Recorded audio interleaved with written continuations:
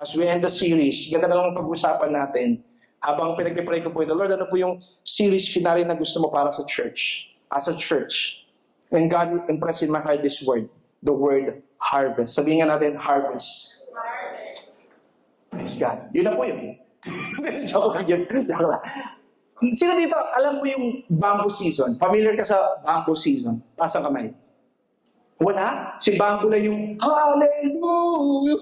Sino dito, familiar ka sa bamboo season? Wala. O tamang-tama sis, wala. Share ko na rin. Way back 2015, ito lang, short testimony lang. Napunta po kami sa Japan ng aking mga relatives. And in Japan, may part sa Kyoto. Sino po dito nakapag-Kyoto na sa Japan? Taas ang kamay. Yun, si Derek ko. Sino pa? Si Amy, marami. Si Lud. Tumira ka ba doon, Lud? Kala ko, si Keiko, taga doon, sakto to eh. Oh. So, doon pinanganak. Keiko, ito ba pinanganak sa Japan? Hindi. Sa Pilipinas? Oh. Gapan. Sa Gapan lang po. So, yun yung nakalagay sa ano niya eh, Gapan. Oh, hindi, ang ganda po kasi. Noong napunta po kami sa Japan, 2015, pakita ko lang, no? Yan. So, meron po tinatawag na bamboo forest. Ang pangalan niya po is Arashimaya Bamboo Forest. Ayan. If you haven't been there, Google nyo na lang. Makikita nyo. Pero maganda po yung puntahan nyo. In that time when I was there, I saw a lot of bamboos na somehow ang tataas. Yet, sabi ko ganito rin pala sa Japan, no? Pitit din yung mga bamboo. parang mga singkit din eh. Ang ganda po ng lugar, to a point na marami ka po makikita mga nakaganto, may mga nakaganyan po, yung mga, hindi, dito kasi sa ating kabayo eh. Diba? Sa kanila yung karwahe, tao talaga. So marami tayong makikita ganyan. And, come to realize, galing na ng pagkakadesign ng Lord sa bamboo. And did you know, pala Kuya Kino, alam niyo ba, patanglawin. Ang bamboo po, explain ko lang, ano ba yung bamboo? Bamboo is a fast-growing woody grass belonging to the family of rice and wheat. Now, according to Guinness World Records, the fastest growing species ng bamboo, ito, can grow up to 91 centimeters or 35 inches a day. That's about 1.45 inches an hour. Wait, there's more. Okay? Pag nagtanim ka ng bamboo seed, hindi siya agad tutubo. Alam niyo ba yun? Hindi siya agad tutubo for the next 3 to 5 years. Did you know that? Alam niyo ba yun? Pag nagtanim ka ng bamboo, hindi siya agad tutubo for 3 to 5 years. Pero pag tumubo siya, ika-3rd or 5th year niya, in 24 hours, sobrang taas agad. Wala na sa kanya mga paganto-ganto and all. Isang boom kaagad. Alam niyo ba yan? You know why? Do you know why? Tuloy ka na yung definition ng bamboo. Ito. It's known for its strong root system and hollow, flexible stalks. Bamboo bends with the wind but rarely breaks. Sa Japan, kung makikita nyo, it symbolizes humility, endurance, and resilience. Now, at times, tayo, connect ko sa buhay natin.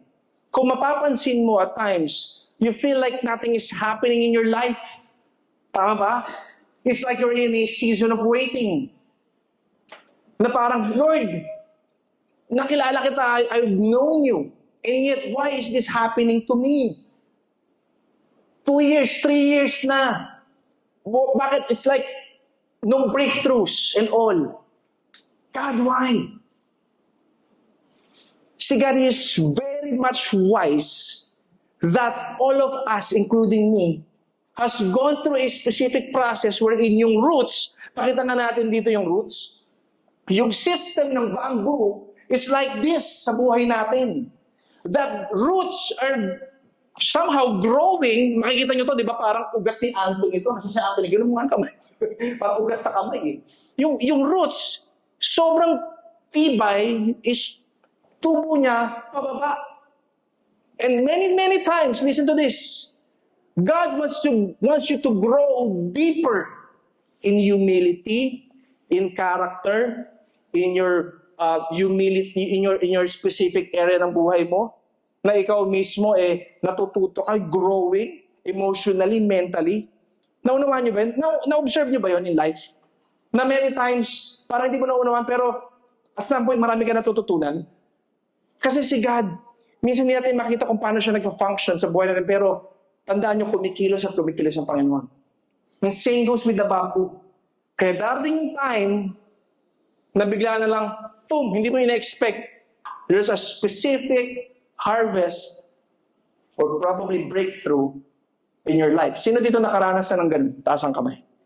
Biglaan na lang, may biglang blessing. Bang! Somewhere you're praying for something. Ang tagal. Then all of a sudden, biglang, boom, dire-diretso. Yung blessing. Taas ang kamay. Can I see hands? Amen. Praise God. All of us probably experience that. And in the Bible, ganda lang nito. Colossians chapter 2, verse 6 to 7 is this. Now, just as you accepted Christ Jesus, sabi natin, Christ Jesus, as your Lord, you must continue to follow Him. Let your roots grow down. Sabi mo sa kanan mong katabi, let your roots grow down. Sabi mo, let your roots grow down into Him. And let your lives be built on Him. Sabi mo sa kaliwa, built on Him. Sabi mo, built on Him. Then your faith will grow strong in the truth you were taught, and you will overflow with thankfulness. Nakita niyo ba yung picture? Ayaw ko na ipaliwanag to kasi as is na to eh. Pag ikaw, built ka kay Jesus, yung roots mo, talagang kapit na kapit ka sa Panginoon, mag-overflow sa pasasalamat. Bakit? Maraming mga bagay hindi mo kaya ipaliwanag na ipaparana sa iyo ng Panginoon. Pasasalamat lang yung sasabi. Iiyak mo na lang yung point na yun. Dahil meron kang specific na, hindi mo man pinag-pray, ibibigay ni Lord sa iyo. Naniniwala ba kayo doon? Amen. Tama. And that is why, if you're writing the title of my message today, introduction pa lang yun. Kaya medyo mga hanggang 6 tayo. Hindi, joke lang. Title of my message if you're writing, sabi natin, Harvest Moon. Sabi natin, Harvest Moon. While I was praying, God impressed in my heart yung word na harvest. And I believe this is a prophetic word to each and every one of us, and even as a church. That probably you are praying for something. Now listen, the word harvest doesn't equate dun sa finances lang. Malinaw? Kasi maraming beses tayo po, we equate yung harvest sa finances. Harvest is not just dun sa pera. Tandaan po natin, your harvest season probably can be relational. Tagal nang nakakaproblema kayo mag-asawa, o sa anak, o sa kapatid, na the Lord will bring forth harvest dun sa relationship na yan. For some, may dilemma, hindi man relational, hindi man financial. Pero saan? Sa area of emotional. For some, mental. Lalo na sa time na to, for the Gen Zs. Or for some, sa career mo. You've been praying for a specific job. Tagal-tagal na, palipat-lipat ka ng kumpanya. You don't know where to go, what to do. I believe this is the time. Kaya guys, as you listen, namnamin nyo to, saluhin nyo to, because I believe God will bring a harvest to all of us. Amen po ba? Even I myself, when I was preparing this, sabi ko, Lord, okay, parang, wow, Lord, thank you. Galatians chapter 6, verse 9. Sabi dito, let us not become weary in doing good. Alam nyo, listen, some of you, napagod na. Alam niyo po yung weary, yung pinaka-Greek niyan, it means becoming discouraged. And at some point, especially this generation, ang dami po being discouraged in life. Recently, we all know what had happened to Kuya Kim's daughter. Actually, kami po ni Farah. Si Farah, she owns a modeling agency, modeling camp. Naging estudyante po namin siya. Anong year yun, Farah? 20, online, no? Naging student po namin siya for modeling. And I've known her personally. Kami po, we know her.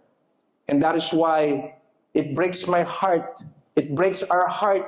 Lalo na pagkakilala mo na isang tao na nakikita mo sa social media na sobrang laging masaya. And then all of a sudden, you will be hearing a story wherein she just passed away. More than that, of course, sa mga magulang, sila, Kuya Jay, saka si Ate Rocky, mga kaibigan po nila, si Kuya Kim. It's not easy, di ba? And maraming mga tao, they are being discouraged nowadays. Minsan, hindi na yung kaaway lang ang kaaway mo eh. Kaaway mo na rin minsan yung discouragement. Tama ba? Kaya sinasabi sa atin dito ni Paul, for at the proper time, teka lang, remind lang kita, at the proper time, you know, ibig sabihin ng proper time? Yung tamang context po nito, it's kairos time. It's not chronos, it's kairos. Ibig sabihin, it's opportune time, appointed time, divine timing ni God. Merong tamang timing si God para darating sa point na yung parang bamboo, shoot up. Hindi ka na yung papautik-utik, hindi, be-bless ka ni Lord abundantly. Kailangan mo lang mag-endure. Kailangan mo lang maging patient. It's because at some point, you will reap a harvest if you don't give up. Kaya nga yung reap a harvest, Greek verb niyan, nilalagay ko po ito for context purpose, okay? Kasi minsan nawawala po tayo sa context nito. It means terizo, to gather in, to harvest, okay? Result of one's labor, outcome of faithful sowing. So, importante yung point of view being faithful. Kaya sabi sa Bible, if you are being faithful in that little, you will be, what? Entrusted with much.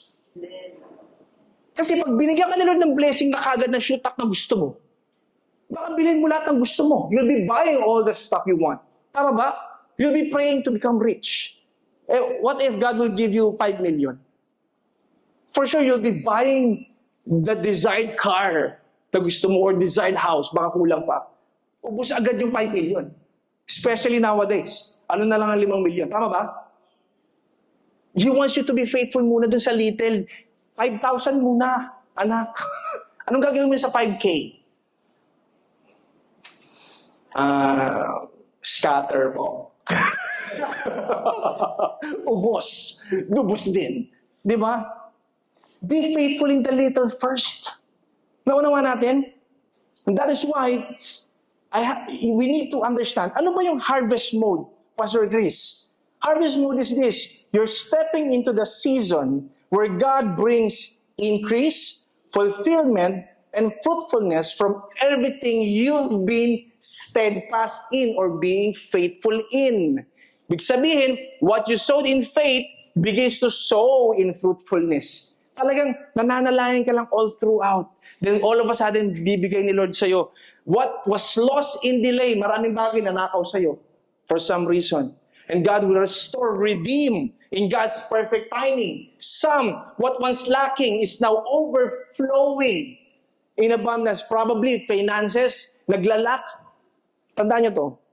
Hindi man kayo pare-pareho, tayo lahat na nandito sa room na to, ng lack.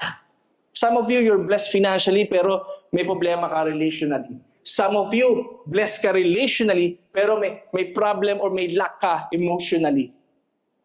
Some, pwedeng sa career, some, pwede sa direction. Ano naman natin? That is why, today, I believe, before the harvest, the reality is, there's preparation, there's perseverance, there's patience na gusto sa atin ng Panginoon. The question is this. Na gusto kong sagutin po this afternoon. What do we need to know about harvest? Natanong mo na ba yan? God, ano ba yung kailangan ko malaman o maunawaan in terms of harvest? Pag naka-receive ka ng harvest, anong ginagawa mo? Alam niyo ba yung mga farmer, sino dito nagtatanim? O at some point, meron kang negosyong prutasan. Prutasan, no? Meron kang negosyo na, o may mga kilala ka na talagang yun ang negosyo, yun talagang nagtatanim, tapos pag harvest season, dadalhin sa palengke, o meron po ba? Taas ang kamay. May reason yun eh. And in life sa atin, meron yung reason si God. Now, I want to go to Luke chapter 5, verse 1 to 11, wherein ito po yung time where Jesus first met His disciples. Basahin lang natin. Alright, ready? Sabi nito, one day, as Jesus was standing by the lake of Gennesaret, the people were crowding Him and listening to the word of God. He saw the water's edge 2 boats left there by the fishermen who were washing their nets. Verse 3, watch this. He got into one of the boats, to Jesus, the one belonging to Simon, which is Peter, and asked him to put out a little from shore. Then he sat down and taught the people from the boat.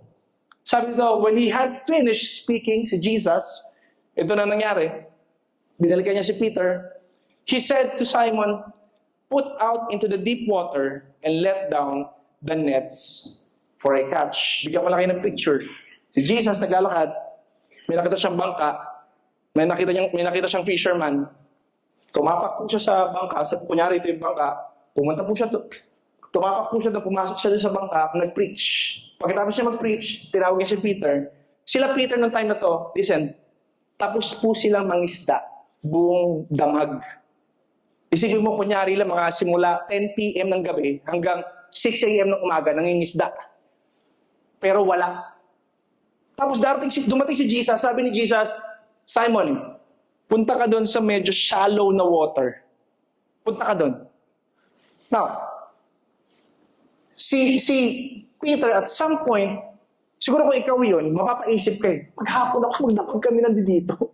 Bakit ganun? First key point that I want you to write down is this. Harvest begins with God, not our grind. Harvest begins with God, not our grind. Ha? Ano ibig mo sabihin, Chris? Nung Monday ba yun, boys? Monday ba tayo nag-prayer mountain? Nung Monday, habang nasa prayer mountain kami, I was praying to God and God led me to Genesis chapter 1 verse 1. And I was reading Genesis chapter 1 verse 1. Basahin ko sa inyo. Sabi dito, in the beginning, God created the heavens and earth. Now the earth was formless and empty. Darkness was over the surface of the deep. And the Spirit of God was hovering over the waters. And God said, let there be light. And there was light. Ano yung simula? In the beginning, all together, 1, 2, 3, in the beginning, God. Si God ang simula. Sabi ko nga sa kanila, when I exhorted this verse, when we were worshiping God, I myself was guilty of not allowing God to be the beginning of my day. And I believe marami tayong guilty dito. I don't want to be a hypocrite, but at times, in the beginning, cellphone. Diba? In the beginning, luto. In the beginning, bata. Tama ba? In the beginning, diba? Nabubulol ka na nga eh. Diba? In the beginning, minsan talaga hindi si God. And today, it's a reminder to all of us na si God dapat talaga inuuna natin. Tama po ba? And that even in the harvest, dapat si God ang una. Naunawa natin? Are you following me? At ang ganda naman sinabi dito, and God said, kasi pag inuna mo si God, merong sasabihin si God. Do you believe in that? Kasi yung direction always comes from God. Sabi ni God dito, formless, dark. Ano sabi niya? God said, let there be light. And there was light. At times, you just need to go back and let God be the center. Yung kinanta natin kanina, unahin mo siya. Dark ba? Hindi mo alam kung saan ka pupunta? Dark ba? Formless ba? Hindi mo alam kung ano tatahakin mo? Unahin mo ulit si God. Balik ka lang. Balik ka lang. Kasi pag inuna mo si God, and God said, yung problema mong madilim, let there be light. Tama ba? Let there be light. Many times, I've been in a position of that. Nung parang ang dilim, parang hindi ko alam gagawin. Nung inuuna ko si God, seek Him first. Diba? Paborito natin to. Seek ye first the kingdom of God and His righteousness. And everything will added unto you. It's a principle. There's a principle of first na tinatawag. Kaya, love the Lord your God, first commandment. Second commandment, love your neighbors as yourself. That's why vertical muna before horizontal. That's why it's cross. Tama ba? Because there's always a breakthrough when in the beginning God. Right? Kaya in your grind, baka yung grind yung beginning, hindi si God. Check mo lang kapatid. Baka at times kaya parang formless tsaka dark. Baka hindi si God yung una sa buhay mo. And God wants you to understand, in your harvest season, kapatid, He wants you to what? Put God first. If God was there in the beginning, let Him be the start of everything you're building. Do you follow? Marami dito, you're building something. Family, business, career, relationship. Si God ang unahin mo sa buhay mo. Now, why is it God dapat? Two things na gusto ko ipaliwanag mabilis lang. There's what we call man-made harvest. There's God-made harvest. Do you know that? Do you know that? Merong man-made harvest. Merong God-made harvest. If God was there, balik lang tayo. If God was there in the beginning, tandaan nyo lagi to, let Him be the start of everything. Kasi doon mo mauunawaan yung God-made harvest. Pakita ko sa inyo yung difference. Tignan lang natin, ano ba yung magkakaiba? Now, man-made versus God-made.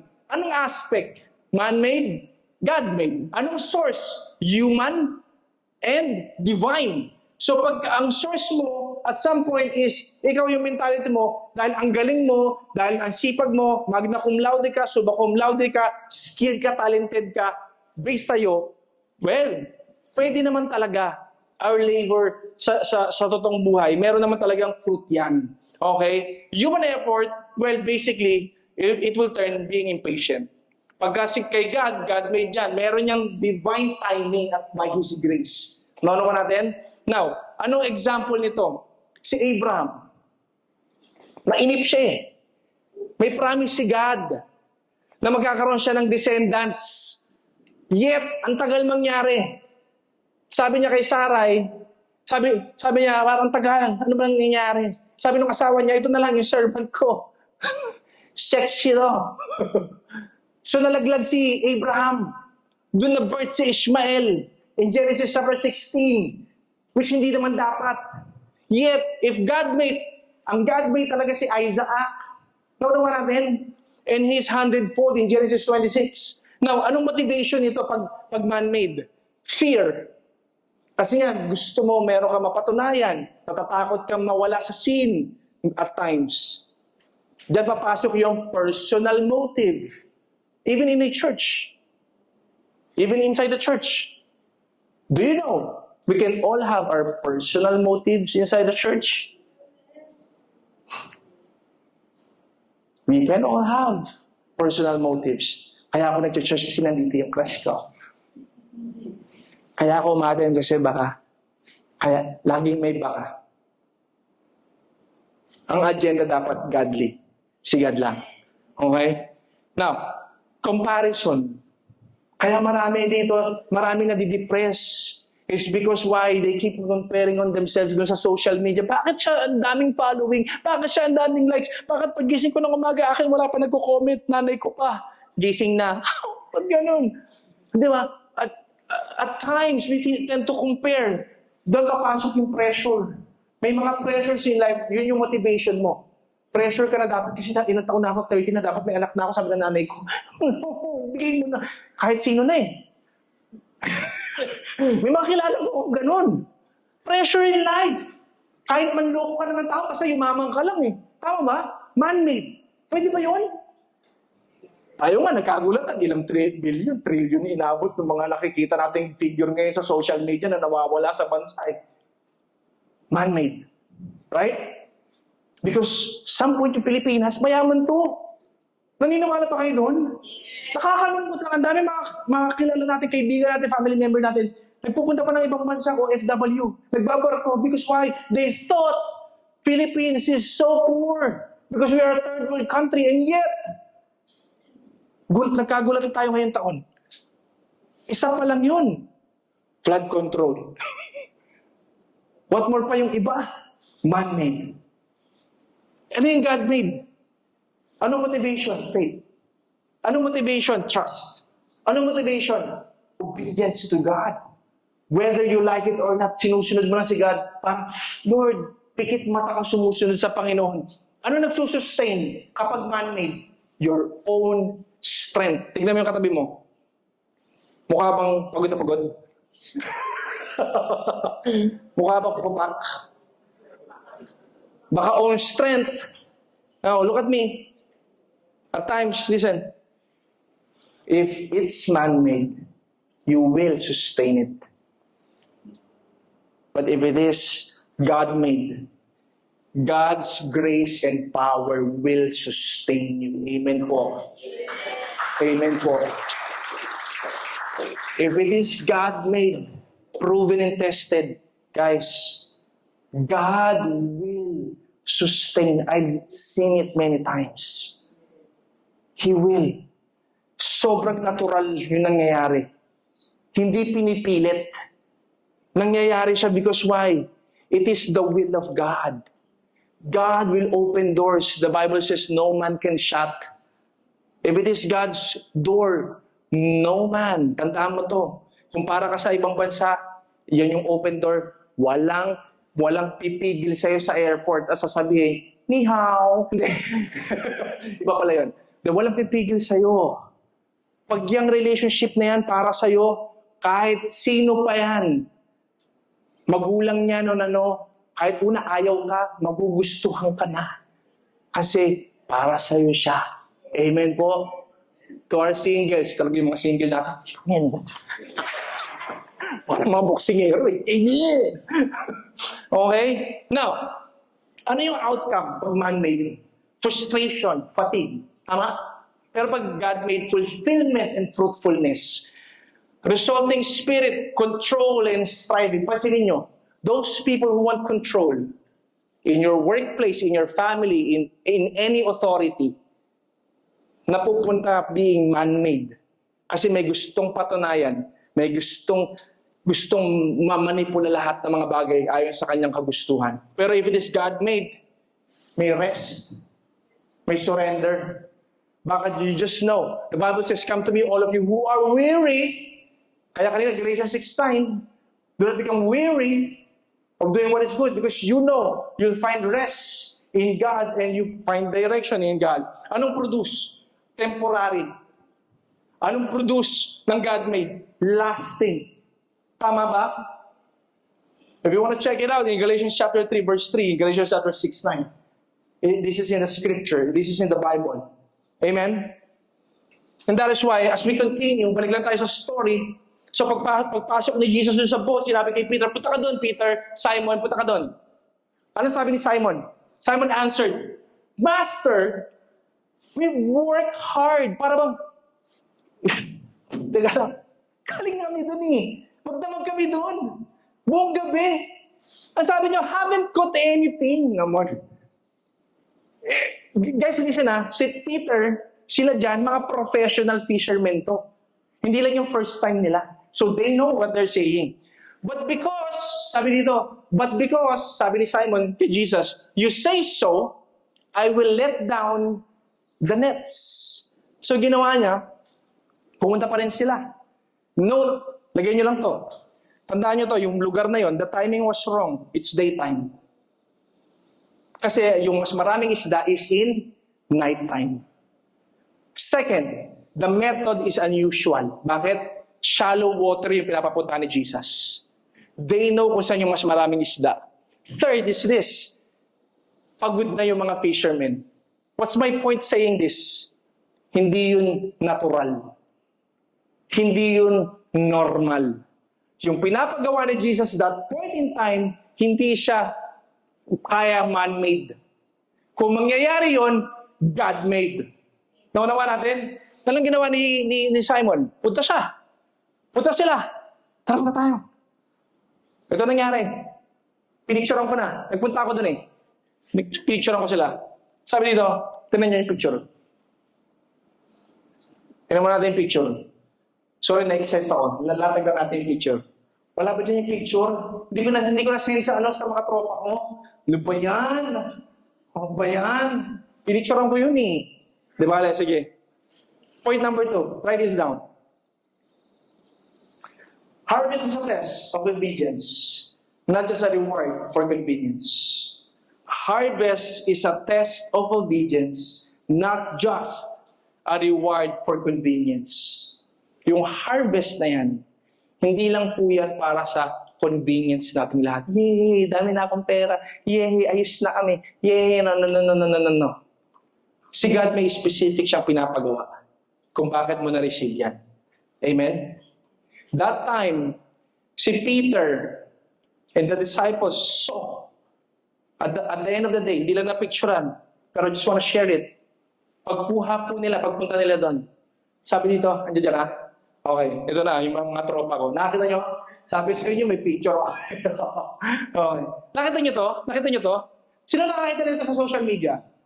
Nakita nyo na itong picture na to? Pasang kamay. Tara, bibihira mga nagsiselfone dito, no? Ito, pinicturean ko eh. Sabi ko, daming kilis ha. Nakita nyo itong picture na to? I love this picture. I just so love this picture. Every time nakikita ko yan, may mga iba-ibang versions niyan eh. Sobrang naantig yung puso. Alam niyo kung bakit? Alam niyo kung bakit? Sabihin niyo bakit? Listen. Pag si God nagsabi, at times it doesn't make sense. Now, in the Bible, wala lang yung Bible, ganun doon. There are so many principles in the Bible that it doesn't make sense. Minsan, Lord, love your enemies. Grabe. Inuupo ko yan eh. God, bigay ko pa yung isang chick ko. Sinampal ako, binigay ko pa. Lord, naman. Love your neighbors. Yung neighbor ko, laging kumakat ng video, okay, hindi kami makatulog. Ingay-ingay. There are principles in the Bible, at times it doesn't make sense to us. But when you follow the direction of God in your life, listen, kasalin niyo to. There's a specific harvest that will blow your mind at some point. Na magugulat ka na lang. Kasi bakit? This picture is already a preparation. Di nila to alam. It's beneath ng tubig. They just follow, throw their nets, and God, who owns everything, ang isda, punta kayo doon. Inimagine ko lang to Nakita yung mga isda. Nagpuntahan doon. Bro, sobrang daming isda nito. There's so many fish. Baka may arwana pa dyan. Hindi, wala naman. Hindi nakakain yun. May mga isda dyan. Nasangkatutang iba-iba yan for sure. Hinanda na ni God. So, anong ibig ko sabihin? There are blessings na pagkasumunod ka lang. Listen, there are blessings when you just follow God. Prepared na. Amen? This month, we met two couples. Actually, yung isa na-meet ko once, in-invite kami sa wedding. I'll show you. Andiyan ba yung picture nila? This couple. Dalawang couple. Nagpaalam ako sa kanila. Sabi ko, I'll bigyan ko ng example. Grabe, sobra ako ng ministeran. Two young couples. First couple, I met, he's a pastor, he's a pastora. He's just 24 years old. I met him, his name is Pastor David Sanggalang. He's a revivalist. Ang assignment niya, I got to go in different places to share the word of God to thousands of people. Actually, pag nag-preach to, 1,000, 2,000, 3,000, ganun. Kakapakasal lang nila. I met the guy, the man of God, ilang months ago. Nagkaroon kami ng divine connection. We met in McKinley. When he invited me, sabi niya sa akin, sabi niya, Pastor, napaparampa ko na invite kita sa wedding ko. Malapit na. Punta kayo ng wife mo. Sabi ko, sige, punta kami. Pampanga. Nung time na pumunta kami sa Pampanga, may bagyo. Nagdadalawang isip pa kami. Pero sabi kay Lauren, nagpinaparampa ko ni God punta daw tayo. Sige, punta tayo. Alam niyo ba? I didn't expect na more than yung pagpunta namin in Pampanga, may mababaon kami pag-uwi. Alam niyo, isang bagay na nag-strike sa amin during their wedding. It's my first time hearing and seeing. First time. In my pastoral or ministry years. To hear and see a couple doing their first time kiss.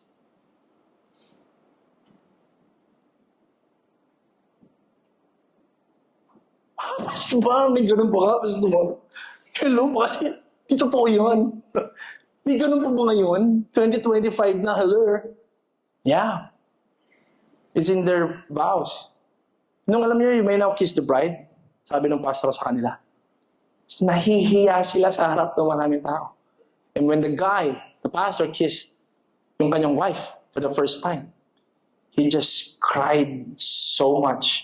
Na kami rin ni Lauren, pati yung crowd, were crying. Man, it hits hard sa akin nung napanood ko, nung nagsasalita sila ng vows nila. They just endured a season wherein no touching, no kissing, preserving purity. Uso pa ba yun? Why am I saying this? Because in this life that we're living in, purity is not something that we value. We want to try everything. You know what? That first kiss, grabe, it's like, wow. And may prophetic word sa kanila of blessing and certain assignment and all. And you can see yung wedding nila, blessed by the Lord. May mga tumulong, may mga nagbigay, may mga for that specific wedding. And it blessed me and my wife. Lumalabas kami doon umiiyak. Yung nakinarinig din namin kung paano nila in-honor yung magulang nila. Sabi ko sa inyo, ayoko na ako kumain kasi puro ko iyak eh. Sobrang iba yung blessing na nakuha ko ng araw na yun. Sabi ko nga habang nagsasalita yung babae, si CA dun sa kanyang magulang. Kasi yung walang nanay, yung tatay niya lang. Yun ang nagpalaki sa kanilang tatlong babae. Siya yung naging nanay for how many years? In-honor niya yung tatay niya in front of the people. Sabi niya, now is the time to honor you, Dad. Tatay, sabi niya. In-honor niya. And sabi ko nga, one day, I pray na yung anak ko, si Elise, pag lumaki o si Cassie, na pag dumating sa point na ikakasal, sarap marinig na, alam mo yun, binigay mo yung lahat para sa anak mo, yung anak mo, nasalo niya yun. Amen? Yung isang couple, ito minute namin last week lang, gulat kami, kinuha kaming ninong at nina. Dumadami na sila. Okay. May mga inanak pa ako nandiyan, no? Dumadami na sila. So, kinita namin sila, sobrang bata na mga to. Parang 21, gano'n. Tapos, nag-speak kami ni Lauren sa Pampanga. Kaya kasama namin sila Jay, sila Neri nun. In a church in Pampanga, couples event. We met the parents. Yung mga parents nila, pastor po yung tatay nito, pastora. Yung papa niya po, mga elders sa church. Papa, mama niya, elders sa church.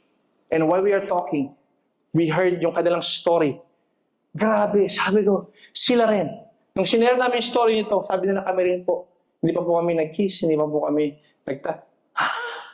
Sabi ko, first time mo nagbigay ng counseling, ngayon ako na narinig to December 14 is their wedding. We'll be there. You know what? Why am I saying this? Why am I sharing this? It's because if you are being faithful in the little, if you are being faithful to God's word, to His principles, si Lord magbubukas ng harvest na you would never imagine in your life. Yung pagpapala na yung tamang tao, yung pagpapala sa tamang lugar, yung pagpapala sa tamang oportunidad, darating at darating. Bakit? Kasi tinama mo. Pinalaw mo na kahit mahirap, nagpupursige ka. Kasi bakit? Mahal mo si God. Ino-honor mo ang Panginoon. Amen? Deuteronomy chapter 28. Palakpakan natin ang Panginoon. Come on.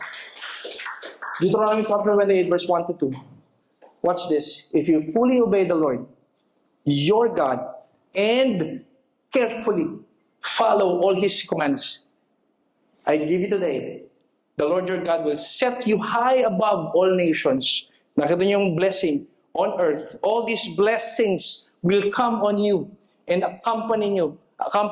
If you what? If you lakasan natin, if you obey God, the Lord your God will set you high above. Si God nagpo-posisyon. Si God ang nag-aangat. Si God ang naglalagay. Minsan, huwag mong ipilit kung hindi ka para doon. Huwag mo ipilit. Kaya mong Diyos, darating panahon, magugulat ka na lang pagka sinet high niya kung saan ka nararapat. May preparation period. Maging patient ka lang. Let's go back. Write this down.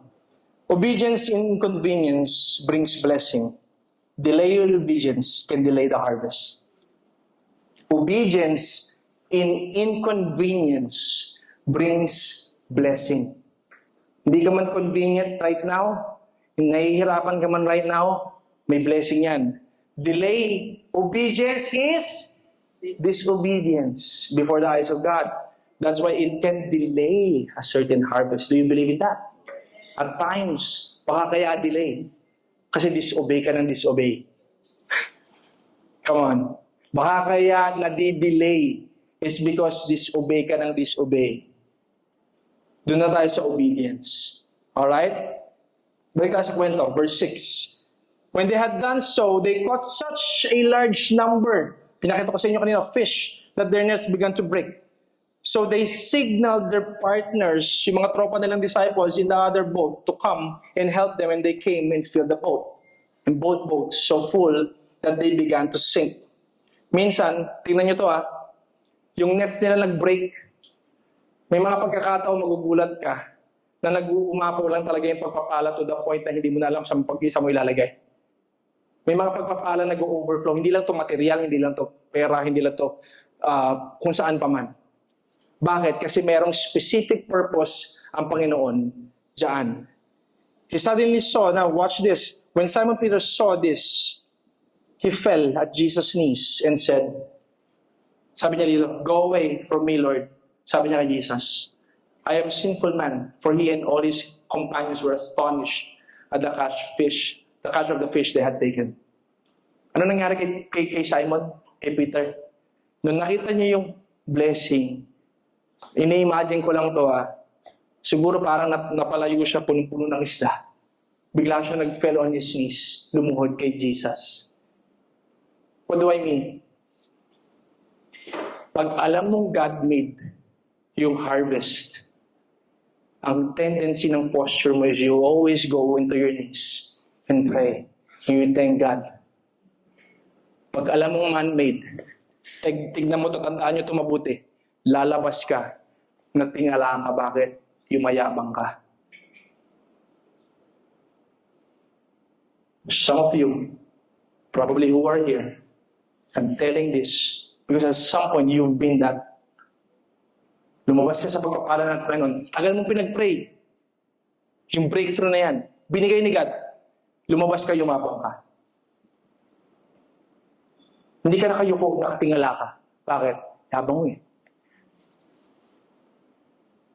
When you know it's God-made, well, it's God-made, God will always check the posture of your heart. If you always go to your knees and just thank Him in awe and pray, God, salamat. Hindi ko to deserve, pero salamat po. See Simon Peter, because of the holiness of God, hindi niya kinaya, he fell on his knees. He fell on his knees. And lahat ng mga kasama niya, na-astonished. He suddenly saw his sinfulness in the light of Jesus' holiness. That's Peter. As I end, verse 10. And so were James and John, the sons of Zebedee, Simon's partners. Ando doon, sa place na yon, yung mga tinawag ni Jesus na disciples. Then Jesus said to Simon, sabi ni Jesus, "Don't be afraid. From now on, listen, you will fish for people." Sa ibang versions, you will be fishers of men. So they pulled their boats up on shore, left everything, and followed Him. What's my point? Point number 3. Harvest reveals purpose beyond provision. Harvest reveals purpose beyond the provision. Anong ibig sabihin po nun, Pastor Chris? I don't understand. Harvest reveals purpose beyond provision. Listen, God wants to bless you. That's the reality. He really wants to bless you. When you go to a specific direction na pinapagdalahan sa iyo ng Panginoon, there will always be provision in that direction. Amen po ba? Now, listen. that specific blessing na nagkaroon ka ngayon, that's some point, si Lord, hindi yan wala lang. Some of you, God has blessed you financially. Hindi yan wala lang. Para bang ganito, example, kung ako farmer, nagtanim ako, ang goal ko dito sa lupa na to is magtanim ng sangkatutak na mansanas or apples because at some point, I can gain something through this to the marketplace where I can sell it. Tama? Now, if at some point, pipitas ako, kakainin ko yung mansanas, uubusin ko, anong matitira? Anong matitira? Buto. Tama? Tanong, yung seed, am I going to eat it or am I going to plant it? What? Plant it. Why? It's because you know may purpose yung buto na mas dumami. Right? Same principle in life. The Lord has blessed you financially, spiritually, mentally, emotionally, resources, time, ano pa? Name it. Anong ginagawa mo dun? Do you spend your time wisely? Do you invest your money wisely? Are you being generous to other people through the resources that the Lord has given you? Are you being generous to the time that God has given you? Are you being generous to the life that the Lord has given you nung time na binunod ka niya sa dilim? Are you being salt and light? Come to think of it. Because why? That specific blessing has a specific reason kung bakit mo siya nakuha. Do you follow? God wants you to plant. Be a blessing to somebody. Be a salt and light. Peter and all the disciples that God called in this point in time. Sabi ni Jesus, you will be fishers of men. May assignment ka, hindi ka na mangingisda ngayon. Mangingisda ka na ng tao. Ito ang purpose mo. May assignment ka, hindi ka na ngayon depressed sa kinauupuan mo. Tatayo ka, gagamitin kita, magiging mouthpiece ka na lahat ng mga nade-depress, may minister mo, dadaling ko yan sa'yo. Tatawag sa'yo, may mga kaibigan ka magme-message sa'yo sa Facebook. Hindi mo lang kung bakit sila nagme-message, at tagal mo, nangutak pa sa'yo, di mo alam kung bakit. Pero ikaw, sin zone. Why? Because you are not aware of God's specific purpose and a specific harvest that you've received. Do you follow? Why am I saying this?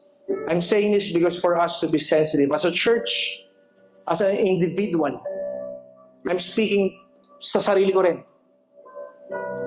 This church, thank you Jesus. Pero this church has a specific purpose. As I've said for the past few weeks, God is showing me the specific purpose of this church. The specific purpose is for the now and for the next generation. What are we going to do?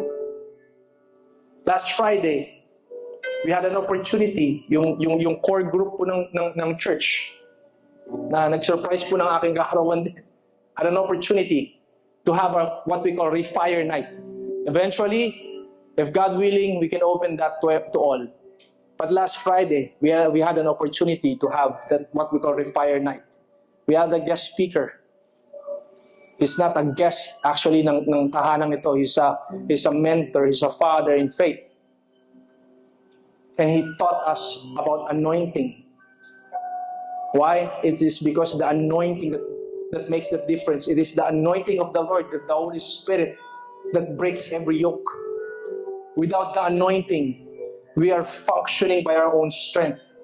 What do I mean? Baka this is your first time hearing, it's a churchy word. Baka this is your first time hearing the word anointing. It is God, once you accepted Him in your heart as your Lord and Savior, the Holy Spirit is in you. The same power that raised Jesus from the dead is inside of you. That whenever you cast out devil, whenever you pray, hindi lang pastor, hello, lahat tayo. The Bible says God has given you authority to trample snakes, scorpions, and to overcome the works of the enemy.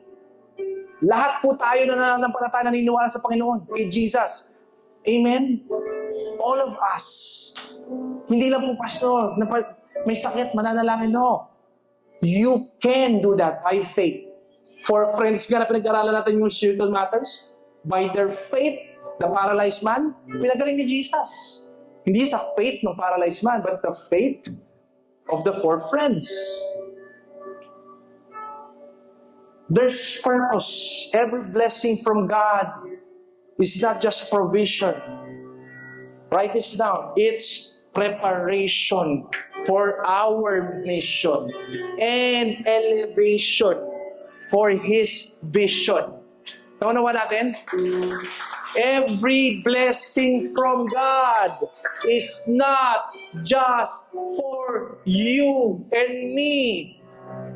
It's God preparing you for something bigger, because you will be a blessing, because the blessor connected ka. Naintindihan natin?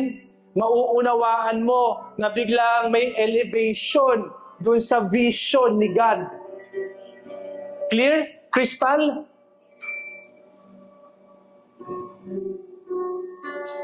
This is where I am. And I love this. So I wrote this down. Sabi ni Jesus, John 15:16, "You did not choose me, but I chose you and appointed you so that you might go and bear fruit. Fruit that will last. And so that whatever you ask in my name, my Father will give you." Point is this: the greatest harvest is not what's in your hands. The greatest harvest is who's in your heart. Because it has to be Christ Jesus. Amen. Yes, maganda po yun. Mga pagpapala, amen po yun. Thank you, Jesus po yun. Pero alam nyo, yung mga bagay na hawak nyo na yan, na pagpapala na yan, pwede yan manakaw. John 10:10, "The thief come to kill, steal, to destroy." That is why we keep seeing people in social media, we keep seeing this generation committing suicide. We keep seeing corruption. We keep seeing destruction. The thief comes. He comes. He's like a prowling lion looking for someone to devour. Pepetiks ka, hawak mo lahat ng blessing mo. He will come. Like a thief in the night.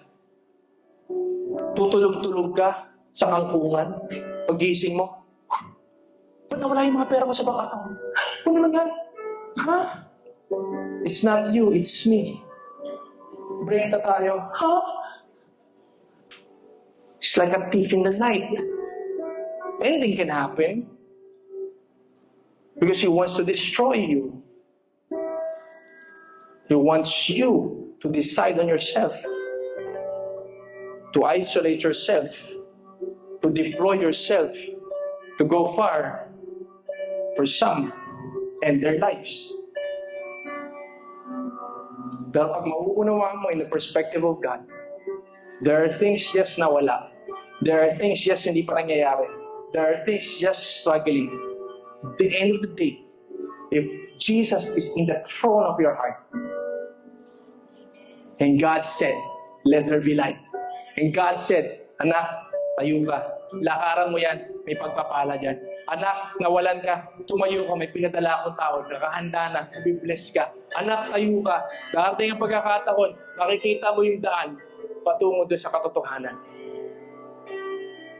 I've experienced that many times in my life. God is faithful. Tayo na po yung hindi faithful at times. He is faithful. Ang gusto ni God sa atin, tayo full of faith. Because He is faithful. Full. Okay ba yun? He wants you to have that full overflowing of faith in you. Isipin nyo, small as a mustard seed, you can move mountains. Paano pa pag sa kaputak ng mustard seed? Full, nag-umakaw. Wow! You'll be fruitful. Sino dito gusto maging fruitful? Receive that harvest season in your life.